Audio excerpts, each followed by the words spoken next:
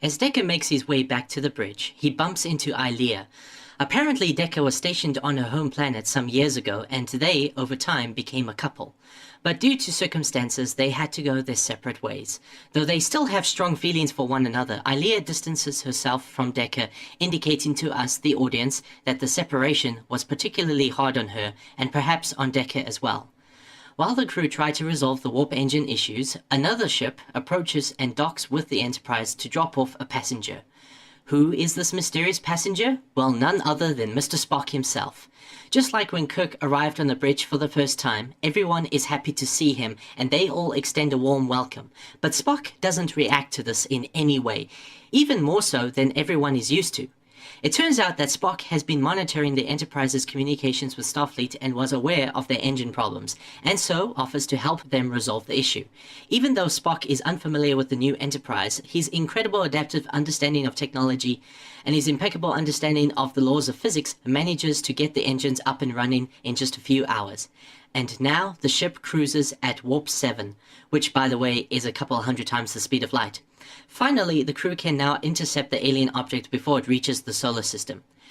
So here's what we learned so far. Everyone has high admiration for Spock. Even Decker, that has once again been replaced by someone else as the new science officer, was actually quite keen to have Spock on board the ship given his reputation.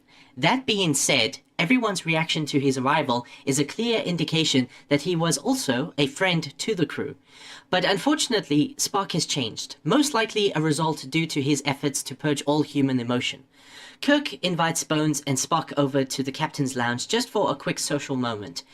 However, even asking Spock to sit down and relax becomes a trying exercise for Kirk, and even when he does, he's still so uptight and formal, and doesn't even call his friend by his first name like he did in the past. But maybe there's more to his behavior than just a result of the years of meditation.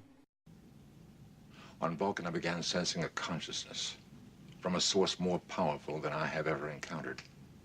Thought patterns of exactingly perfect order. I believe they emanate from the intruder. I believe it may hold my answers. Well, isn't it lucky for you that we just happen to be heading your way? So now we know Spock's true intentions for being here in the first place. And after this little discussion, Spock in a very formal way dismisses himself. Clearly, his cold and distant conduct bothers both Kirk and Bones to the point that even his motives are questioned between the two. But even considering Spock's odd behavior, Kirk still exercises trust in him. And now, the moment we've all been waiting for. The Enterprise faces the deadly alien object. The crew and the ship are as ready as they'll ever be.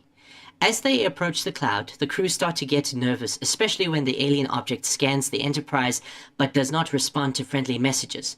But Kirk, remembering what happened to Epsilon 9, orders everyone to do nothing, just in case the alien object mistakes their actions as an attack.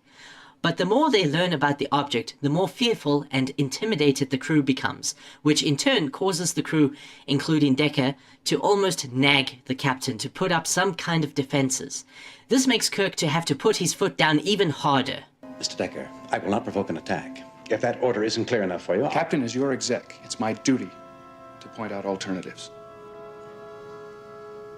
Yes, it is. I stand corrected. Again, I really have to hand it to Kirk in this scene. Demonstrating both steadfastness, but also humility at the same time, it seems like that Kirk is starting to realize, especially after his little discussion with Bones, that he probably needs to exercise more patience with Decker. Unfortunately, for some reason, the alien object attacks the ship, but luckily this more technologically advanced starship survives the first attack, but won't be so lucky with the second.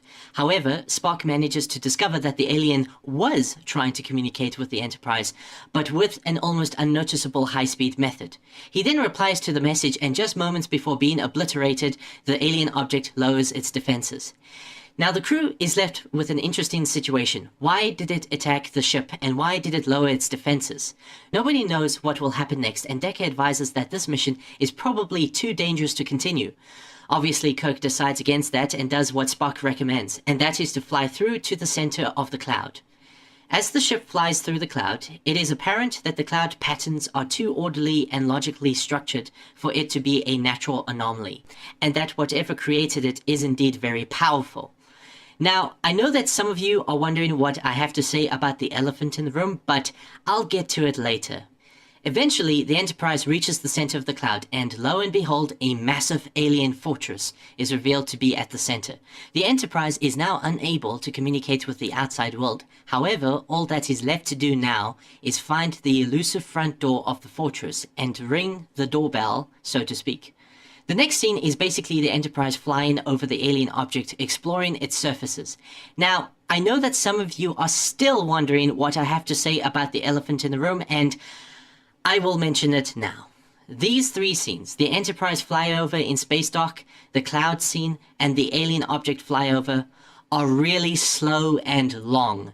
This is probably the biggest complaint that people had for this film. So much so, in fact, that a lot of people jokingly call this movie Star Trek the Slow Motion Picture, or Star Trek the Motionless Picture, etc. And you know what? I have to say, I do think that these scenes did not need to be this slow. I agree with the criticism when it comes to this sort of thing. However, I really don't think it's a massive problem, because not only do these three scenes only last anywhere between 3 to 4 minutes, but the other 95% of the film isn't this slow. In fact, other than those three scenes, this movie is actually really well paced. It keeps things going and things remain interesting.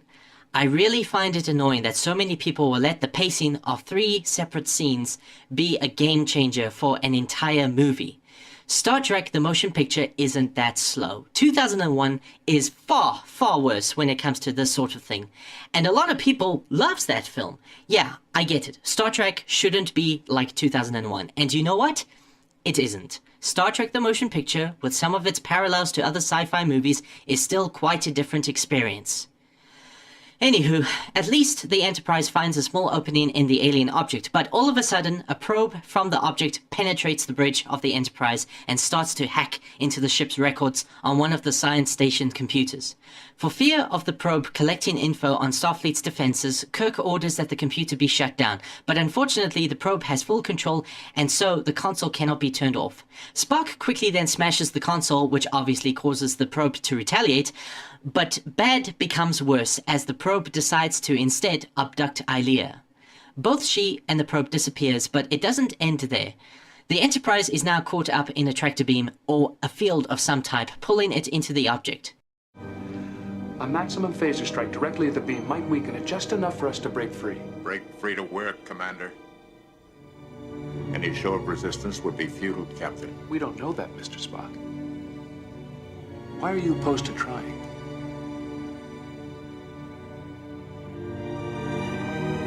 At this point, this should be pretty obvious. Decker just isn't cut out to be a captain. Almost all of his suggestions are bad suggestions. Just to give a few examples, when the ship first approached the cloud, Decker wanted to raise shields which would then provoke the alien object. When the alien object first attacked the Enterprise, Decker wanted to abandon the mission. And now, when they are caught up in the tractor beam, Decker now wants to, can you believe it, fire weapons at the alien object, just so that they can maybe somehow magically escape, hoping that the alien object won't destroy them in the process. Obviously, this is a bad idea, and Spock shoots down that idea, but even then, Decker still wants to try anyways. Even though with good intentions, Decker is just too concerned with the survival of the ship and her crew than he is with planet Earth. You can really tell that Kirk is trying to not say anything. And so the ship continues to be passively pulled into the alien object. The entrance behind them closes, and although there is another passageway that may lead them to another chamber, that too closes. The Enterprise and her crew are now trapped. Not long after, the ship's security system alerts the crew of another alien intruder located in one of the crew's quarters. But this time, the probe turns out to be an artificial replica of Ilia. The Ilia probe then tells the crew that she was sent by the alien object, which she refers to as V'ger, to observe all the normal functions on board the Enterprise. Why does V'ger travel to the third planet of the solar system directly ahead? To find the creator. Find the creator? Who's... What does V'ger want with the creator? To join with him. To join with the Creator. How? Beecher and the creator will become one. And who is the Creator? The creator is that which created Vijay. Who is Vijay? Vijay is that which seeks the creator. Spock then suggests that they examine her to find out on how to communicate with Vijay itself, but she resists, until Kirk cleverly explains to her that the examination is a normal function, which then she complies with. They discover that the probe is a perfectly exact replica of Ilea, so much so, in fact, that she even recognizes Decker as he walks into the room. What happened to her? Captain, this probe may be our key to the aliens. Probe? Ilea? Exactly. It is a program mechanism, Commander. Its body duplicates our navigator in precise detail. Suppose that beneath its programming, the real Ilea's memory patterns are duplicated with equal precision. Ilea's memory, her feelings of loyalty, obedience, friendship, might all be there. You did have a relationship with Lieutenant Ilea, Commander. That probe in another form is what killed Ilea. Commander, we're locked in an alien vessel, 6 hours from Earth orbit. Our only contact with our captor is that probe. If we can control it, persuade it, use it. I have recorded enough here. You will now assist me further. While Decker tries his best to rekindle the memories of Ilea so that perhaps she can help them to make contact with Vijay, Spock goes on his own to steal a spacesuit and then attempts to fly through the very narrow passageway that leads to the inner chamber of Vijay. However, Mr. Chekhov tells Kirk of the reported missing spacesuit, and Kirk immediately knows that this is Spock's doing. He almost orders them to go after Spock, but quickly changes his mind and tells Chekhov to instead monitor his actions. This is it. Kirk's trust in his friend will now be tested to the very limit. Spock manages to make it through the very narrow passageway, but instead of ending up in another chamber, he finds himself in what seems to be another solar system. Spock sees a planet completely covered in cities and machinery that could possibly be a representation of Vijay's home planet. You hear that, Star Wars? Star Trek did it first. Sorry, I still like Star Wars. Spock then realizes that he's actually not seen a real planet, but rather a hologram of one. And not just one planet, but of many planets, stars, and galaxies as far as the eye can see. He then realizes that these images are visual representations of Vijay's entire journey. Spock then enters another chamber, of which he notices the Epsilon 9 communication station perfectly preserved in a digital state. And where there's Epsilon 9, there's also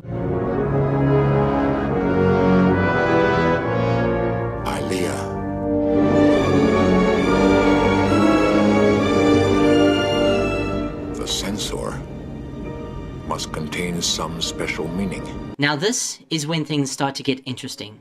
And what's funny is that I did not notice this on my first viewing of this film. As Decker is slowly able to reach Ilea, the observation sensor starts to dim a bit. And yet, there is also a sensor on the perfectly preserved Ilea. If we put two together, we realize that Vijay doesn't control and observe directly through the Ilea probe, but rather through Ilea herself, which she in turn communicates to the probe, exactly like how the mind governs the body. In other words, Ilea is still alive. Spock then decides that maybe the sensor has a direct link with Vijay, and he attempts to mind meld with it. Unfortunately, the mind meld proves to be too much for Spock to handle, as Vijay's vast knowledge is too overwhelming to the point where it knocks him out cold. Luckily for him, in his unconscious state, Spock floats back to the Enterprise and is then brought back on board.